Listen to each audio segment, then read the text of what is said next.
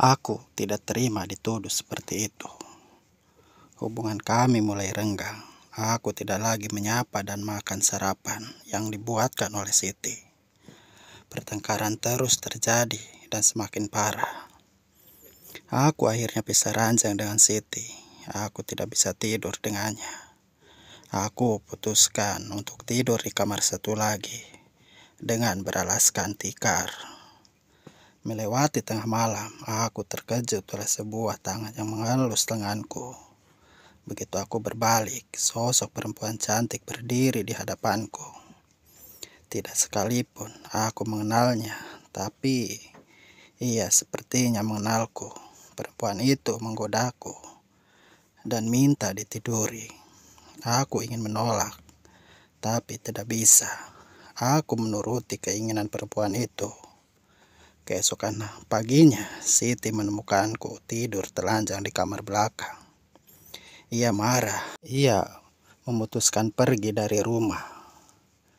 Aku marah terhadap diriku sendiri. Bagaimana bisa aku bisa melakukan itu? Dan yang lebih aneh, siapa perempuan itu? Dan kemana perginya dia? Seharian itu aku tidak pergi ke pasar. Aku duduk di ruang tamu memikirkan apa yang baru saja terjadi. Tidak bisa dielakkan lagi kalau semalam aku bersetubuh dengan sebangsa jin. Aku bingung harus minta bantuan ke siapa. Tidak mungkin aku pergi ke orang tuaku, malu rasanya. Begitu malam tiba, keanehan kembali terjadi. Dari kejauhan aku mendengar suara musik tradisional. Makin lama terdengar jelas. Orang-orang asing berpakaian adat berdatangan ke rumahku. Wajah mereka hampir sama, pucat dan bermata besar. Aku berdiri dan berusaha pergi, tapi beberapa perempuan parubaya bertubuh agak gemuk menahanku. Mereka melukis wajahku, sehingga ketika selesai seluruh wajahku putih. Dan aku mengenakan pakaian adat serba emas. Ruang tamu rumahku mendadak berubah menjadi pelaminan lengkap dengan dekorasi serba emas dan tamu undangan. Sosok perempuan cantik mengenakan kemben serta penutup kepala emas masuk. Perempuan itu adalah perempuan yang semalam tidur denganku. Ia mengajakku duduk di pelaminan dan menyalami tamu yang datang. Aku seperti orang linglung dan menurut saja. Para tamu makan sesajian dengan lahapnya, sementara aku tenggelam dalam cengkraman perempuan misterius ini. Pesta berlangsung cukup lama sampai akhirnya orang-orang membawa obor. Ada sekitar 6 orang. Mereka semua menghampiri aku dan perempuan itu dan memanggil-manggil nama Nyai Purnama. Itu sepertinya nama perempuan itu. Salah satu dari 6 orang itu berbicara dengan Nyai Purnama. Aku tidak begitu mengerti bahasa mereka. Namun setelah berbicara, Nyai Purnama menoleh dan tersenyum padaku. Ternyata itu adalah pertanda kalau kami akan diarak keliling desa. Entah desa yang mana, aku bagaikan setengah bermimpi.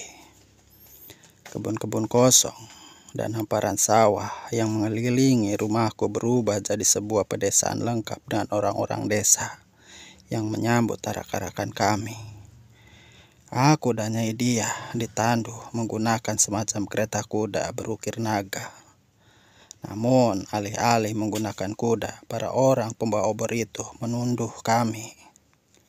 Tak kusangka di balik badan kurus dan wajah tirus dan pucat terdapat tenaga besar menyaingi 2 ekor kuda.